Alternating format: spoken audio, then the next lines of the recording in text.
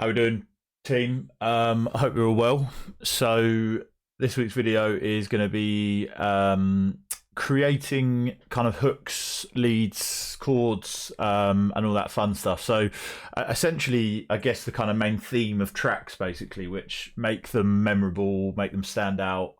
And a lot of the time, I think it comes down to simplicity. But doing that kind of well and really refining what you're doing. But when it comes to like I suppose hooks and main melodies, for me what I find is most effective is just a really simple, well structured melody that it isn't really that complex. It can be kind of fairly repetitive that has variations in certain phrases of the melody. So we're going to have a look through that, and then we're going to dive into maybe some chords, different types of chords, and why we might use different styles for different styles of tracks essentially. But what I've got here, just to prepare for the video, I've just essentially built a drum loop. It's quite kind of a straight drum groove, quite aggressive, so hopefully you can be fairly versatile still with it, but it's going to be fairly driving. So that's a lot of the sort of style I make, what I'm making a lot of at the minute, just kind of club ready music, which I suppose has been the case across the board anyway for a lot of my releases. So let's get into it. So I'll just give you a quick run through of the drum beat.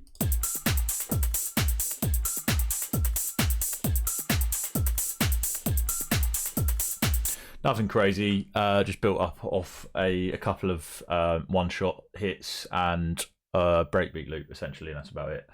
So cool. So essentially what I will start with is maybe kind of a hook, essentially. So I've just got the M1 here. The M1's great for that because it's so versatile in terms of like what it has in there. It has a lot of the music I like is kind of referencing from that older sound, that 90s kind of sound, whether it's like acid house or whether it's kind of quite ravier stuff, like leaning into trance and proggier stuff, or whether it's kind of like the classic deep house era, coming out of New York and things like that. But broadly, a lot of my music will always reference that kind of older style, but just with that modern kind of energy and peak time sort of feel you get from the music we make today. So when I'm looking in M1, I always tend to find myself clicking on multi as opposed to combi. So combi is like a combination of different sounds to create a new sound. Multi just seems to be the individual sound, and then I think you can add more sounds to that depending on what you're trying to make, and that can be great for getting richer sound. So you might want to layer an organ with a different style of organ, and you'll probably get a pretty rich sound from doing that. But at the minute I've just literally got an organ sound. I think it's called medium trem. So there's that one, and then I've also got another one here actually, which I probably think I prefer, just for it's just organ 2 in the if you click multi and then go to browser organ, I think it's one of the first ones that come up. So just like a typical M1 sort of sound. So with a lot of my tracks, you've probably noticed it, I've released many a track where the lead, the main hook is is from an M1. So I thought I'd just kind of run you through some of the thought processes behind when I'm using something like that. But it can go for any kind of nice synth sound that's strong enough. And I think a lot of the time when the M1 is in use, it's normally kind of the bass line as well, essentially. So that will be the kind of main hook throughout. And then I'll have accompanying synths and vocals and things like that over the top. But what we want to do a lot of the time is kind of get a real basic melody down just inside one bar. It's the best way and easiest way to get something that's memorable, not too complex where it's hard to kind of follow, but equally we can then kind of go on to then vary it in maybe the 4th phrase, and then maybe again in the 8th phrase, for example. So if we were to just draw a bit of, I'm just going to have a bit of trial and error now. I'm just going to play the track and then see what I can come up with. Usually I like to kind of jam on my keyboard a lot, but for the sake of this I'll draw it in, so kind of it covers everyone, for those who don't use keyboards and stuff like that. So let's just see what we can cook up. I'm going to go quite low, so it's kind of as I say, a bit of a bass line. So I always like to just pick a kind of key. Let's go for let's go E, yeah.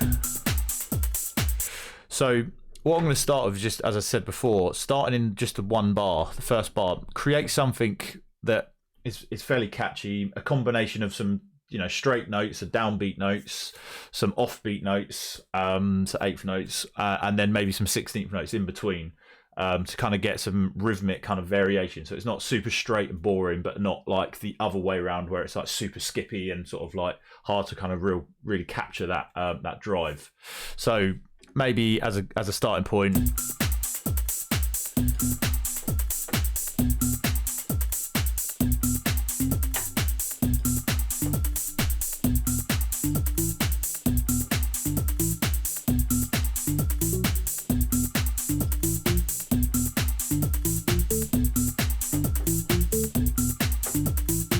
So something really as simple as that. There's not even any variation in note length, which again is something I'd probably encourage, having a combination of, you know, some short and sharp notes, as opposed to some longer, more sustained ones as well, which again will add, you know, kind of depth and variation. But it can be as easy as this to start with. Cool. What I'm just going to quickly do is throw on the side changer so it's not ridiculously banging.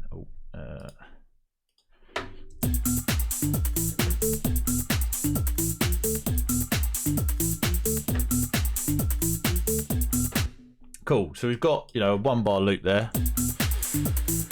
So what I tend to do, one way of doing it essentially is copying and pasting this now over the 4 bars.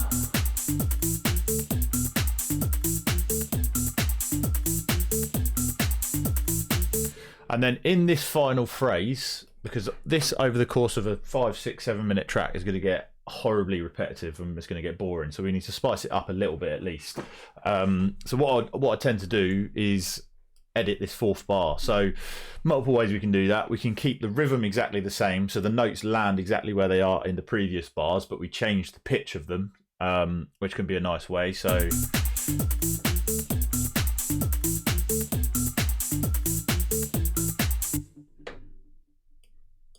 sometimes it can just be about flipping things around, like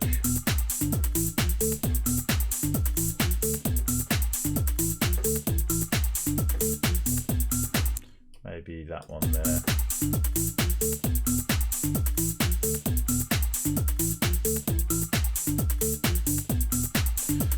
Again, so nothing too complex, but again, enough variation there to kind of then keep flowing with it.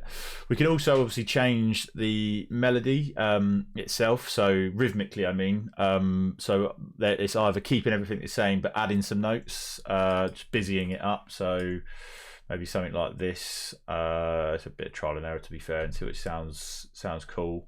I mean, sometimes I like to throw in like a high note, maybe up to E or something.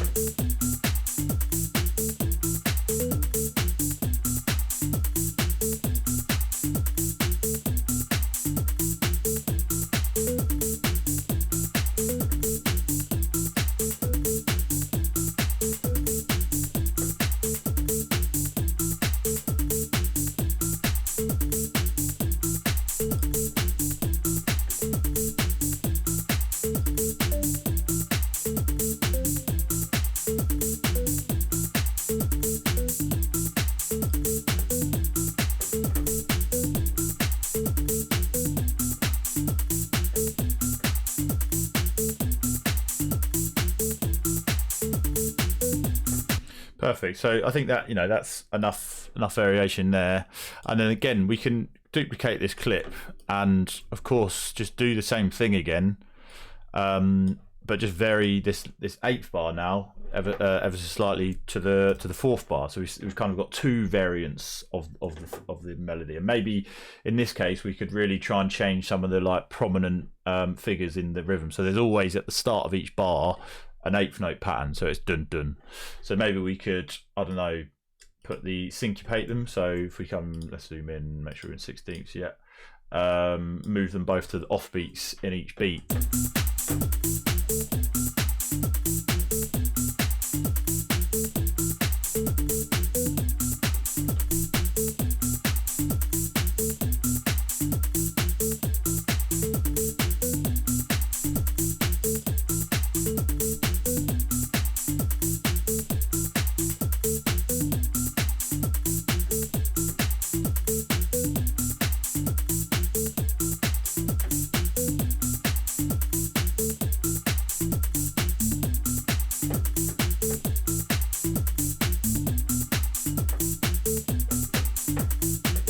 Cool. So, you know, pretty simple stuff, to be honest. Let's move on to maybe something slightly different.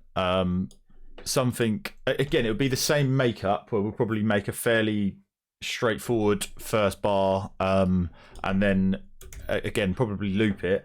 But what we can do now is maybe add in some kind of different sort of length notes to get some emphasis and accents on certain notes. So let's have a look.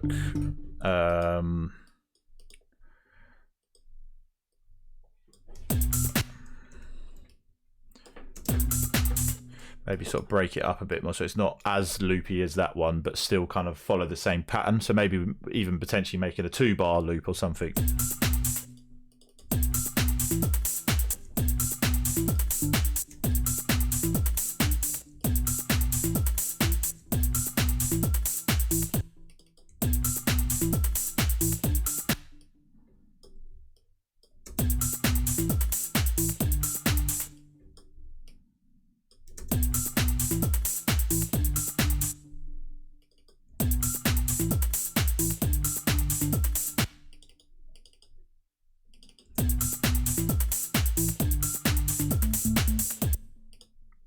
So that don't sound too bad.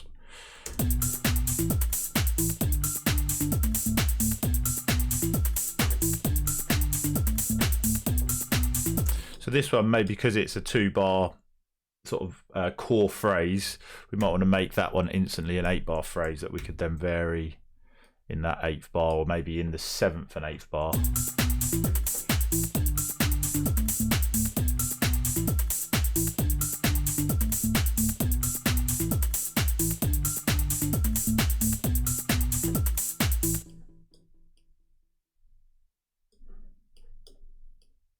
Maybe finish and go higher with it. So what about that, and then finish on the E again? Oh no, what are we on? Yeah, E, yeah.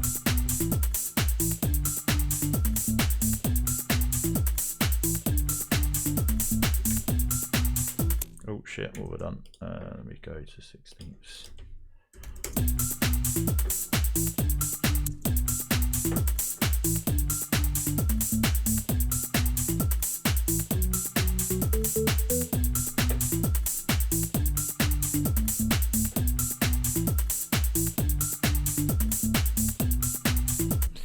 But yeah, again, you know, there's variation there.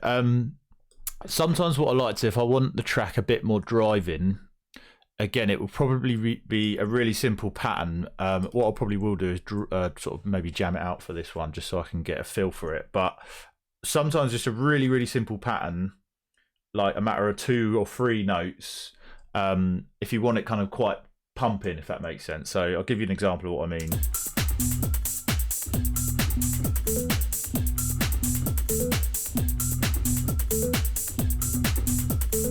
So yeah, something like that. If I record that in.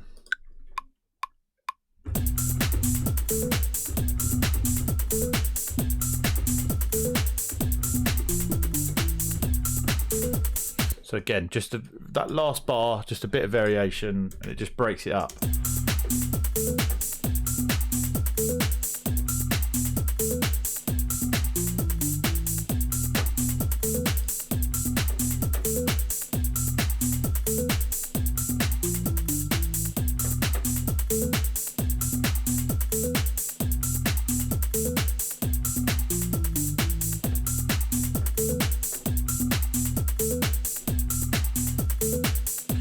Cool. Let's just see what else I can jam out and kind of break down for you. What can be a good shout actually, and what I'll do is I'm just going to set the tone with like a kind of a note. Let's go like quite high, so it's out of the way. There we are. So just going to set just a quick pattern, basically just setting the tone of the key of the track.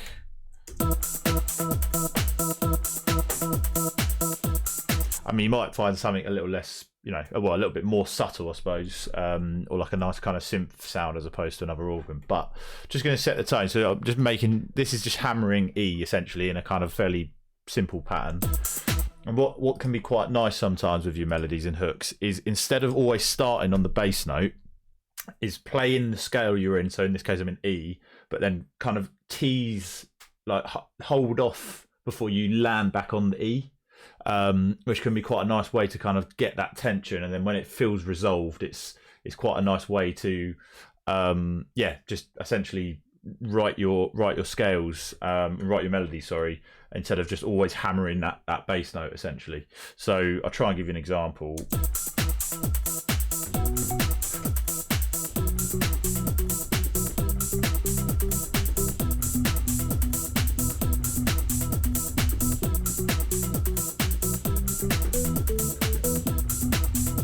So again, it'll probably be over a bit of a longer period of time. So let's just smash these out of the way for now. And even then, I wasn't that long before I ended it. But if I bring up the MIDI clip, and then we can kind of see what I'm playing over.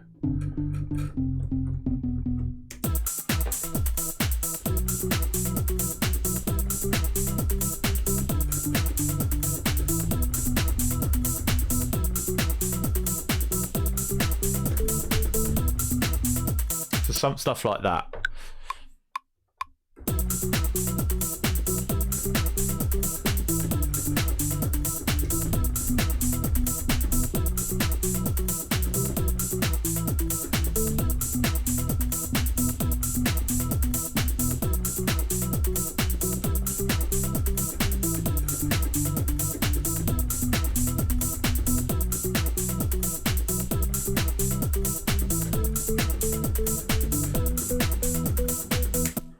Again, a little bit more complex, but all I'm doing is kind of playing a pattern as if E isn't the kind of bass note. So again, typically just for some kind of harmonic sense, I guess I'm starting on the fifth this time. So in E's case, it's B, and then we're kind of just playing around with some notes. Doesn't always even need to be in the scale. Depends what scale you're trying to write. Will depend on obviously the kind of mood and style you're going for, but in this case, yeah, I'm playing around with B, then C, then play around with A, sorry, then G, and then finally, by the end of the fourth bar, I land on E again. And I've done a separate variation in that second phrase from sort of 5 to 9, then return to it, and then I've kind of got a different one where instead of landing on E1, I'm landing on E2 instead. So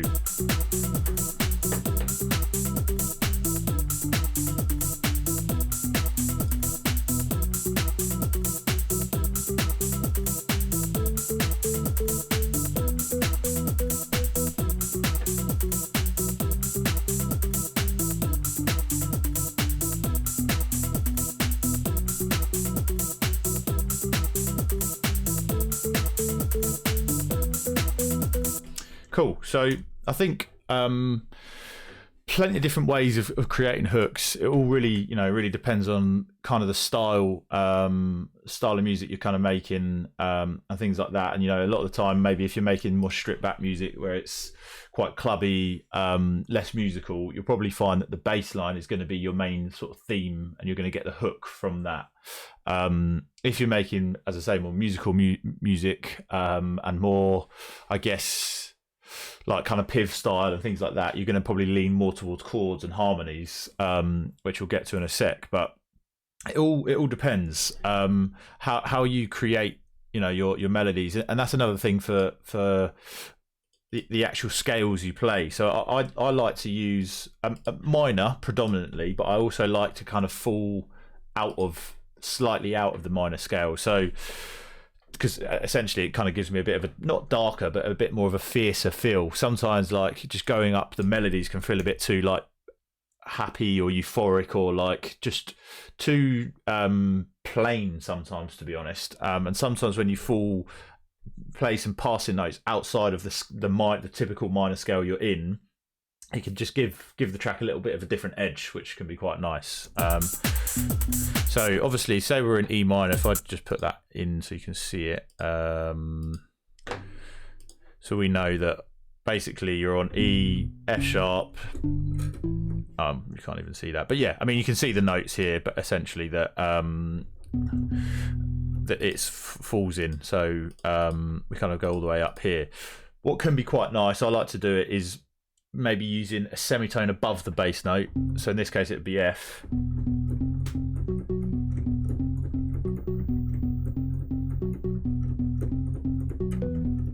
Which can be quite nice. And also a semitone below the fifth.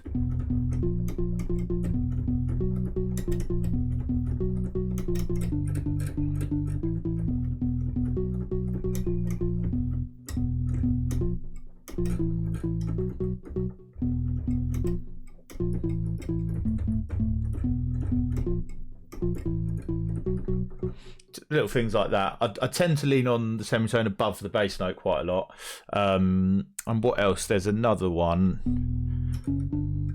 Sometimes what would it be? It would almost be the major, actually, I think. Hold on, let me work this out. Yeah, so sometimes the major middle note to make it, instead of a minor, it would be major. So normally it's just a semitone above that middle note of it. So let me break that down because I'm not explaining it very well. So an E minor chord would be this. Let me play it a bit higher, which is E, G, and B. So it's obviously 1, 3, 4, 1, 3, 5 in the scale. So 1, 2, 3, 4, 5. So 1, 3, 5 is the minor kind of format for making a minor chord in any scale. So when you're writing in E, you're counting up in the E minor scale, and so on and so on. But what we've got is, obviously, to make it major, that middle note will just go up a semitone, which can be quite nice when you're playing, melodies.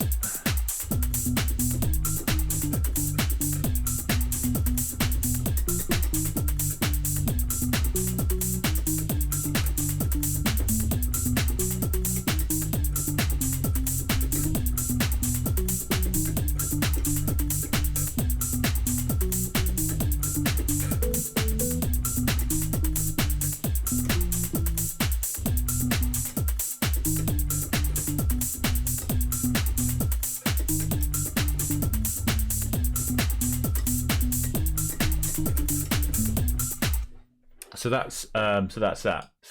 Cool. So let's have a look at maybe some chords. So I've just got this other organ kind of sound, and what it all, again, it's all contextual. I feel like depending on what you're making will kind of depend maybe the sort of style of chords you're using, and whether they're one, just the stylistic approach to them in terms of like how they're played. So whether it's like a nice chord progression, whether that's sustained, or a pattern similar to a bass line or something that has a specific pattern but it changes through each bar or half bar or whatever.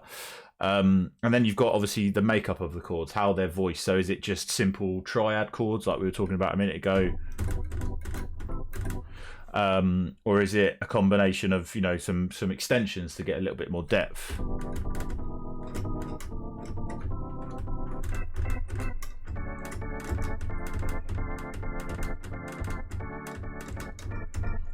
Stuff like that. I find if you're making kind of I guess older styled tracks, you find a lot of the time back in the day they were sampling a lot. So they were sampling chords or stabs from other records, or using things and running them through a sampler and then triggering that. Like we still do today. You know, I might find a nice one shot from a sample pack that's some house sample pack or garage sample pack, and use that and trigger and make a melody from it. But we can obviously kind of have that approach when it comes to finding just a nice preset. So there's, you know, one way we can do that is just playing it, which, you know, sounds a bit kind of old school. Let's go a bit lower, shall we?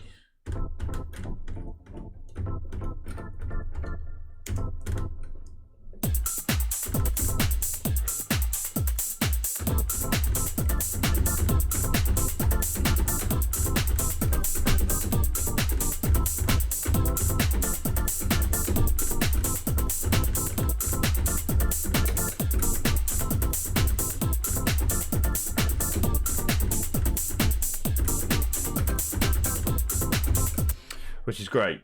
But I don't tend to do that too much. And obviously we can use the chord function, which is really great actually for, I suppose, kind of, if you're not the greatest keyboard player, you can just shift it in. So again, as I say, if we want a minor triad, we have the first note, which is obviously what we're going to play. Then we're going to add the third, which would be the minor, and then the seventh semitone is the fifth.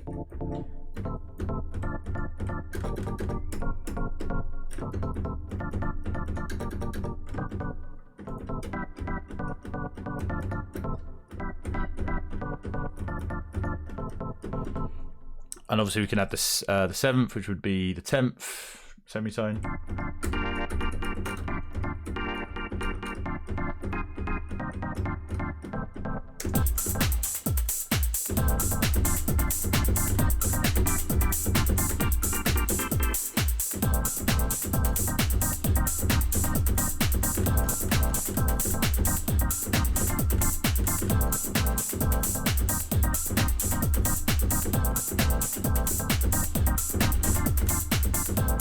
Again, that sounds super rich.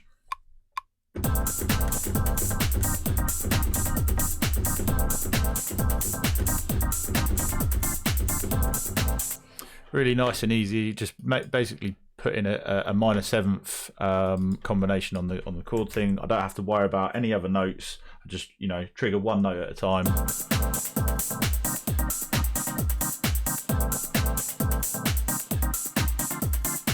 And again, just in, you know, because of the practice of making music I've had over the years, I just naturally kind of make these patterns again, where we've got a very, very similar, you know, three downbeats, some 16th notes here and an offbeat, and then, you know, we're kind of balancing it then with some variation of some shorter, quicker notes.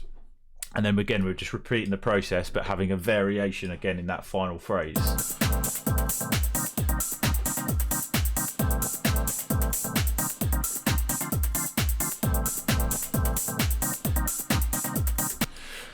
Cool.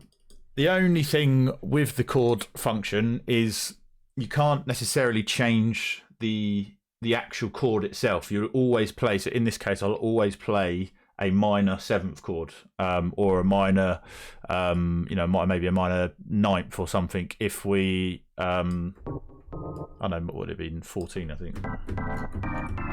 Yeah, I can't shift and, you know, augment my chords or change to a major chord or something like that. So that's I guess the only kind of real downfall with this, but still really, really great, really great plugin. Sorry, just to help kind of get some depth to chords. And I do this a lot on kind of like maybe some bass lines that might be more of a mid-range kind of bass, which I might layer with a sub or something, where I like to add like the fifth to.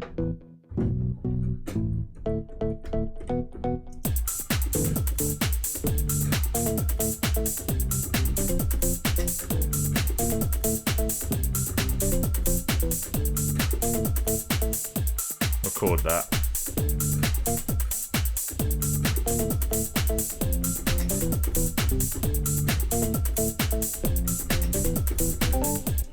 So again, the difference between something like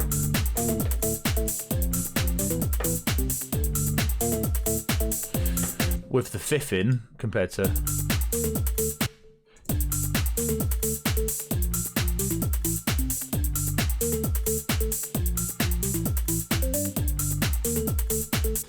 It sounds great still, but with the extra layer of the fifth, just sounds a bit richer, a bit, you know, thicker and full, I guess.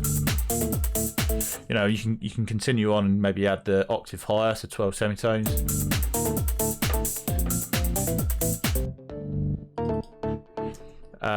You know, maybe a different preset might really kind of shine a light on it.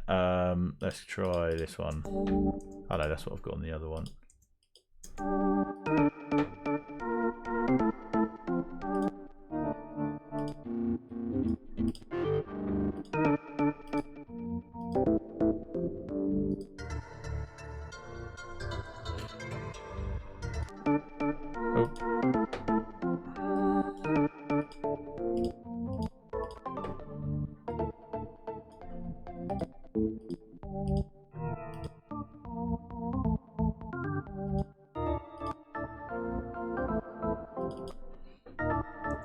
So if we were to get rid of that reverb, maybe some of the assemble. Oh no, it doesn't even look like it's got on it. Cool. Why has that still got loads on it?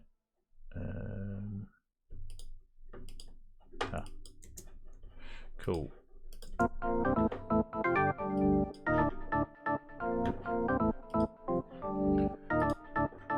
You could really use that as like a proper driving hook, like a kind of Gaskin style thing, maybe potentially, or you know, LP rhythm or something. But again, without the chord, it sounds nice, but it's just so much more richer with that. So yeah, great functionality, and just makes life so much easier. So I'd say that's, well, predominantly what I do with my hooks. What I like to do sometimes is equally kind of, you know, make a melody and then throw this section on a completely different sound and throw this section on a completely different sound to get some kind of, almost feels like a bit of call and response essentially, because we're creating a bit of call and response anyway in that melody. But throwing it on different sounds could be a really cool trick. Or what can be nice is just kind of keeping the melody super simple. Let me go back to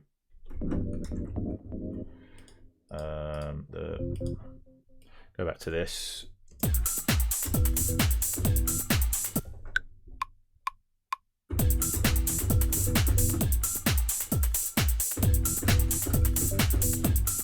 It's essentially just playing for a bar, leaving a space, playing for another bar, and then leaving a space again. And what that allows you to do then is, obviously with another sound, we can completely and utterly, you know, add something new. So I don't know, for example,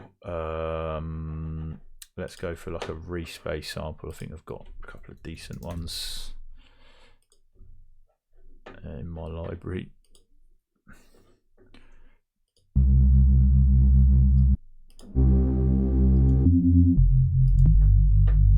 Yeah, this one's tasty. So again, just quickly chuck this on.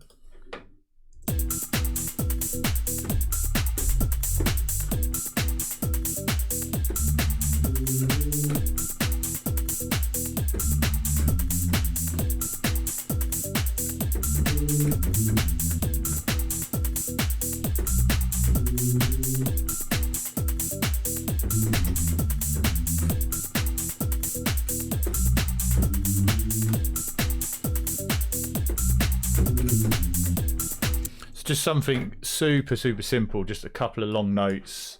Again, here are maybe some slightly shorter ones, and we can balance that with a respace as one example.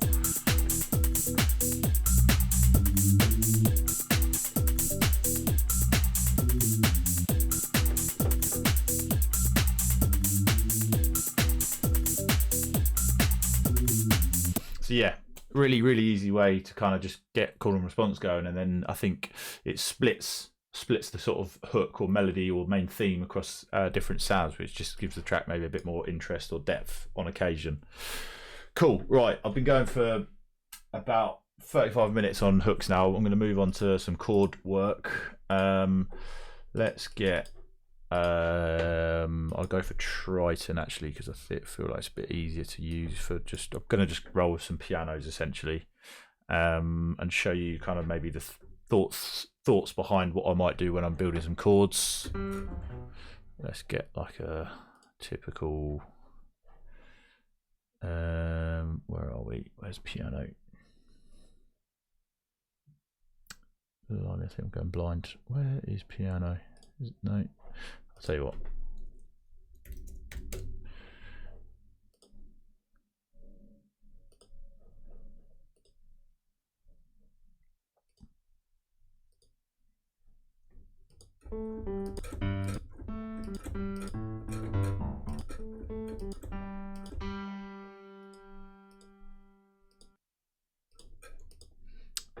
Hold on, what have I done there? It's just, how do I 2 secs.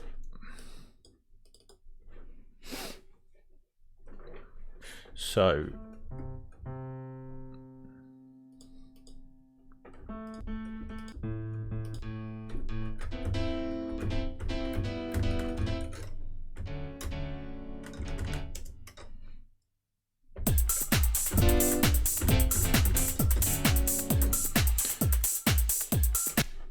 cool. So let's have a look at some chords.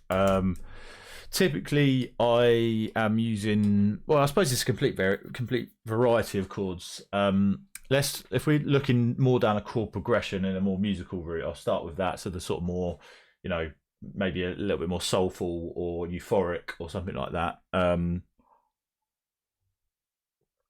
I'm going to start with is obviously finding out the key of the track. If there isn't a key, I'll pick a key. So let's maybe start with something like a D.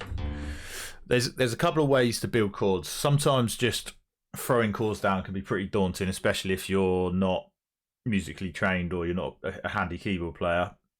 So what a cool way to do things, and a fairly easy way, is to just draw in the bass line with a piano. So let's start with D, and let's just do some sort of longer notes.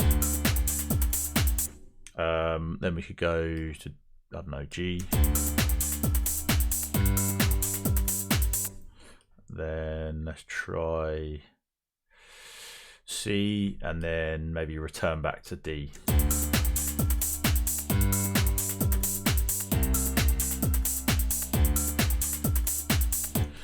Sound. Now what we can do is build maybe a triad out of that. So we can, the easiest way is just to highlight it, and then on one of them it'll be the same formula for all of them. So if we go up to this, let me just turn this scale off, go up to the third in the D minor scale, because that's the chord we're actually looking at now, and it will copy over the same formula for each pitch or each key of the chord we're then affecting over here. And then obviously the fifth as well is a bit low, isn't it? Let's go an octave higher.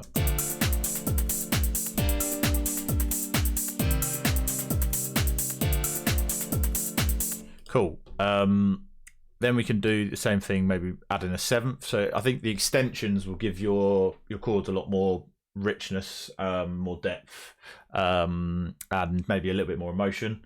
So let's just do the same thing here. So what are we on there? G, that's F, and then C would be, or C minor would be A sharp, and then back to D, so back to C4.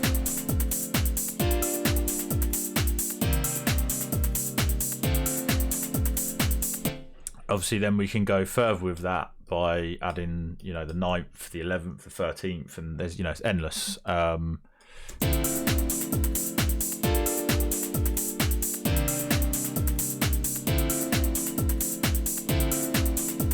Cool.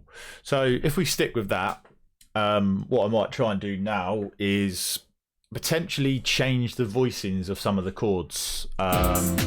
So these voicings don't have to always stay on the octave they're on. So what I might do is bring this one, because it's a bit of a jump up, I might bring this top one down an octave.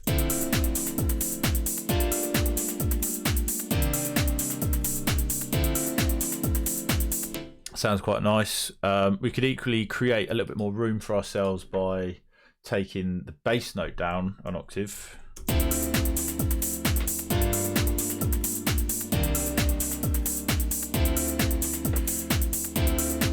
We could, instead of, so we start on a minor here, we've got another minor chord, maybe we could change the last one to a major, so it would be D actually. So that would be, now knowing that the middle note here is the bottom note, we want to take the middle note, which is in this case F, bring it up an octave to F sharp, and then with when you're making a minor extension, the seventh note needs to be pitched up as well to an octave. So so again here we need to go up to here.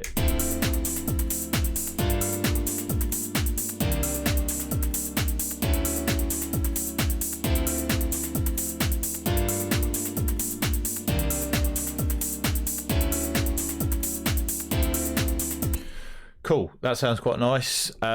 We can also augment our chords, so we can change the value of some of the core notes in the chord, so basically the triad notes. So for example, the middle note, instead of it making it major as opposed to minor, we could maybe just bring it down 2 semitones, which I think, don't quote me on this, would make this a minor sus2 chord.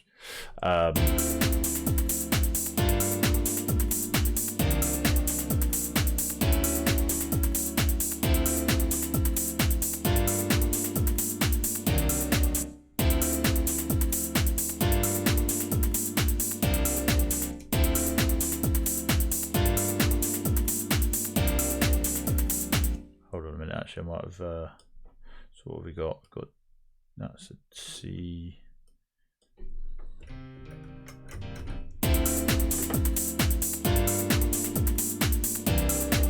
Yeah, so it'd be this one, which was there.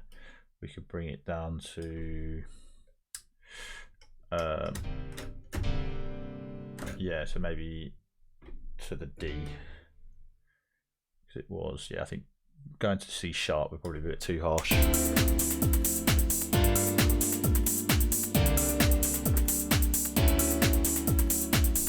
Again, maybe play around with some of the different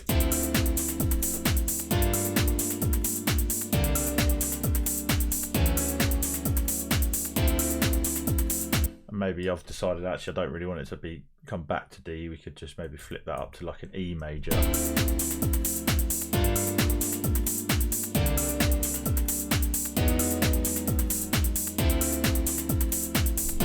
Flip it up to F.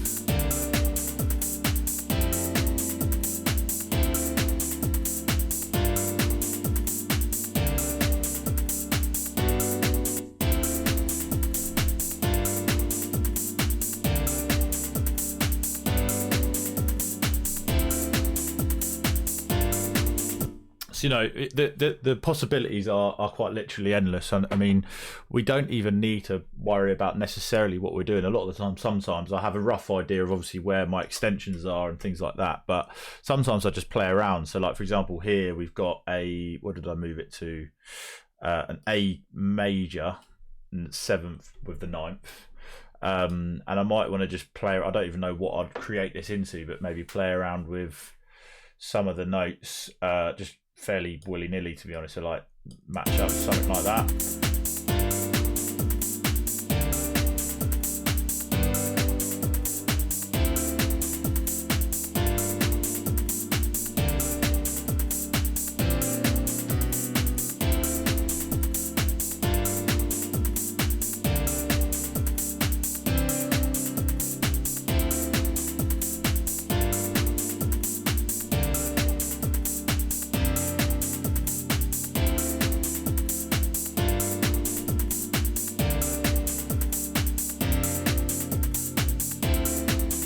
And then we can obviously just change the pattern of things, break things up. So, you know, kind of just, we can create patterns like we would with like a bass line. and just like the typical, and do a similar thing across there. What I like to do sometimes is kind of break up the chords and then bring them back together a bit.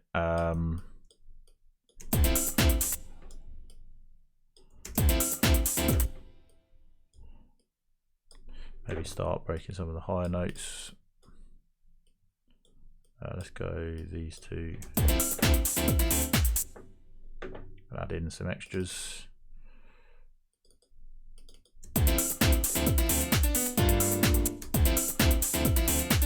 And sometimes you can get a more human feel by just delaying some notes by a couple of seconds and get like maybe a feel of like a real actual piano player. It really is just a kind of trial and error essentially. But I think a good place to look are the extensions.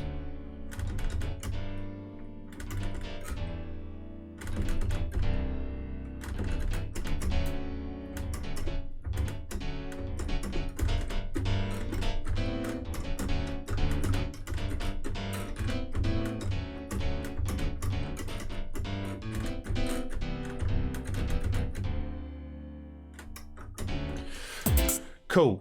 So that's one way. Another way I like to sometimes build chords, which gives me usually a completely different feel emotionally, or harmonically, or however you want to describe it, is creating a fifth. And if we were to do something like this, for example, a very like.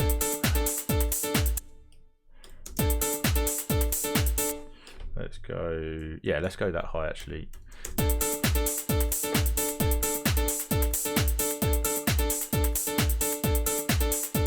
And just adding layers essentially. So what I might do is keep the bass note, but then I might add not the fifth but the fourth in, and maybe start to change each bar some of these notes. Maybe kind of use the bass note to then something like this, maybe.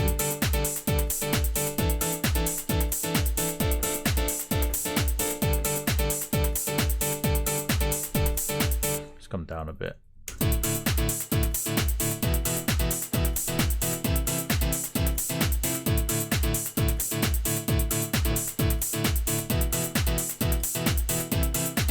And then again, maybe just target one note that just stays on the same thing up here, but that can just occasionally change. Maybe not that one. What did we go to? It was A, was it? Maybe just drop down each time to G.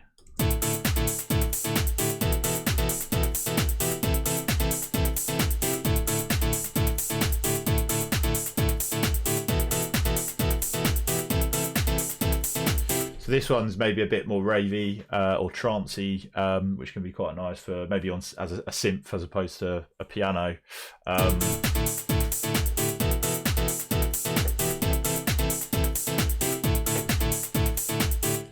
Cool. What I also like to do, and let me just find let's go to a synth now instead.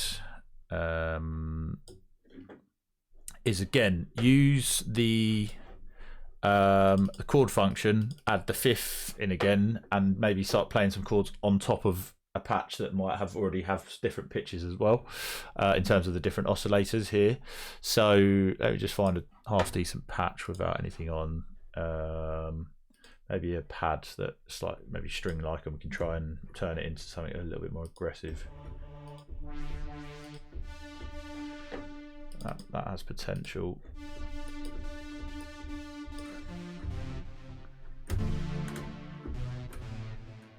Cool, that's not bad.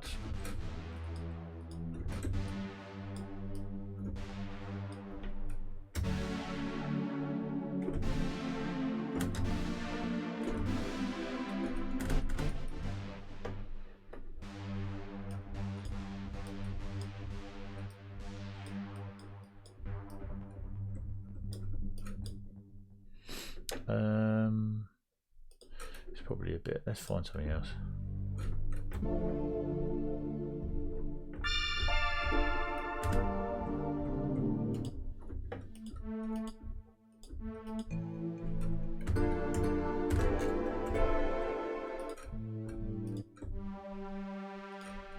It's fairly similar, these ones.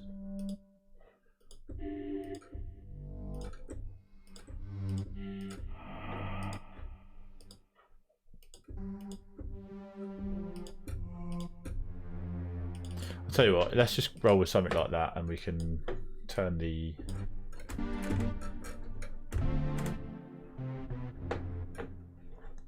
try and get rid of some of these reverbs and stuff. I always tend to turn off a lot of reverbs inside Sims because I like to just affect it myself.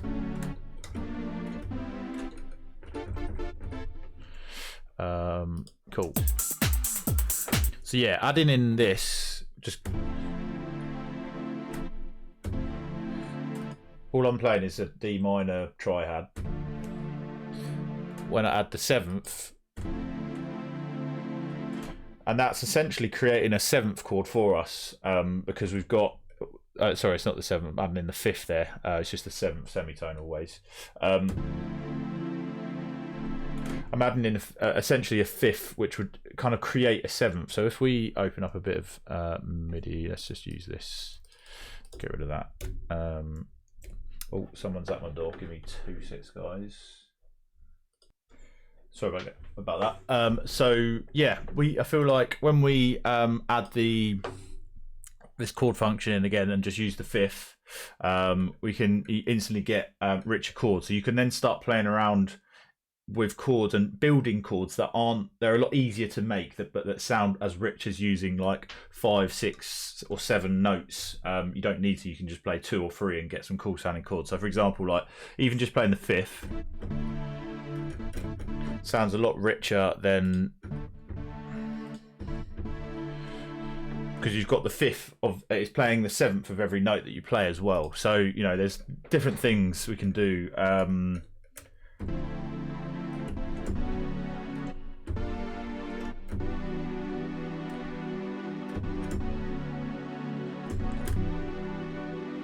Get some kind of real emotion in there.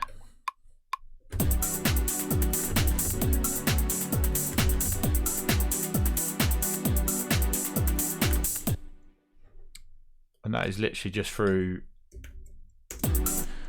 an E minor triad again, and I've just pitched down the middle note by 1 and the bottom note by 2.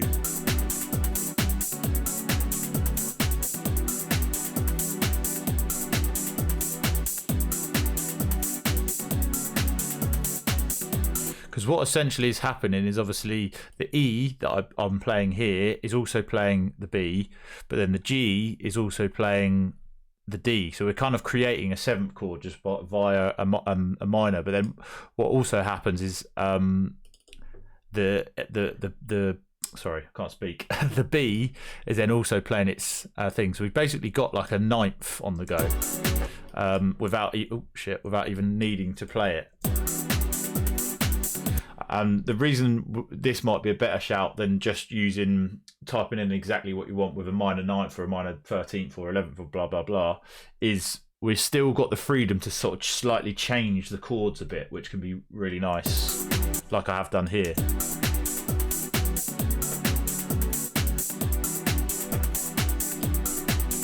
And again, we can then even use this same thing with a kind of, you know, a bit of a melody over the top.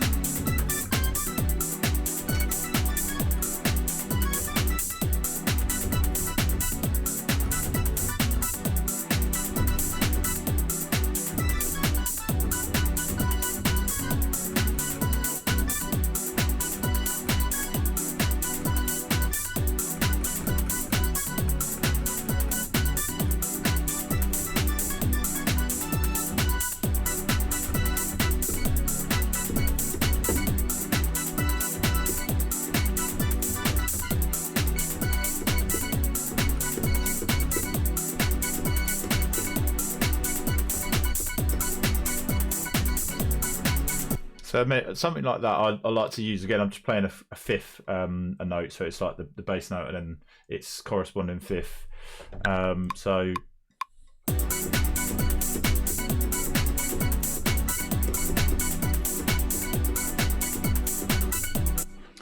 let's maybe just build a whole kind of hook and, you know, main section essentially.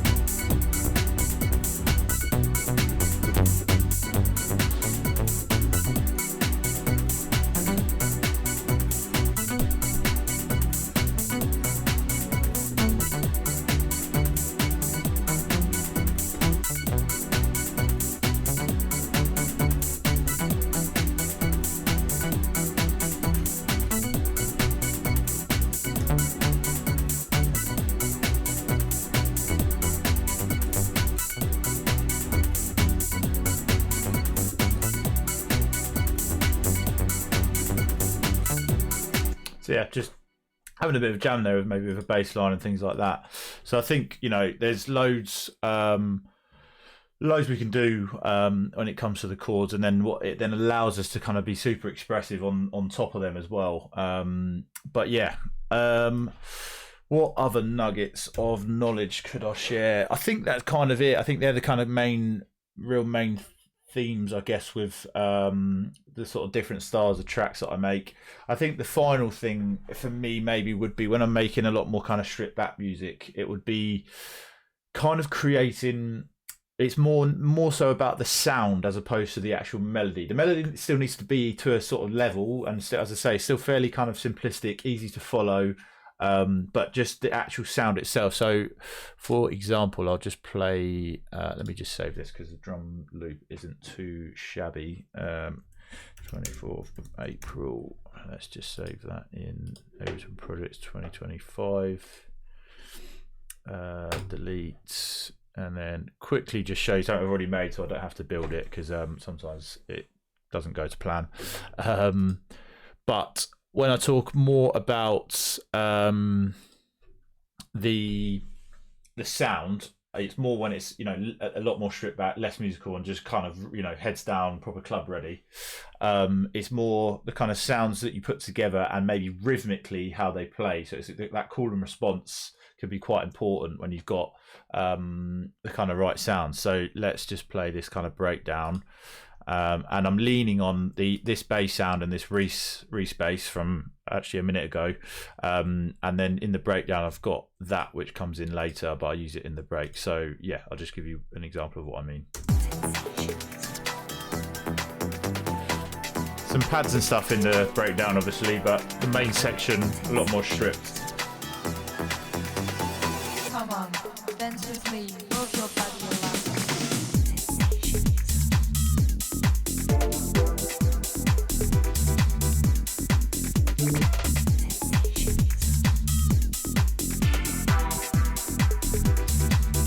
So for me, the main theme of the track here is the low end. We've kind of got that kind of acidy, darker reso bass, and then instantly it's responded with a respace.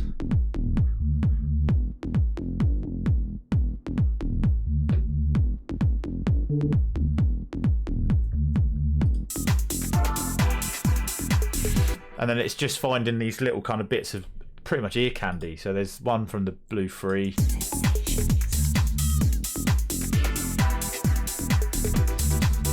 And then an Orb Hits preset.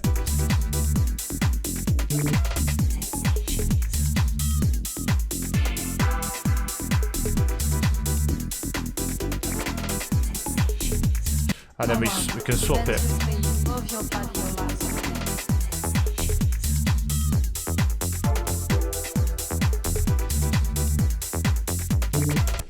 So yeah, that is pretty much it for today. I'm hoping it's been useful and you've learned something. Any questions, as always, give me a shout and I will do my best to answer. Nice one. I'll see you in the next one. Cheers, guys.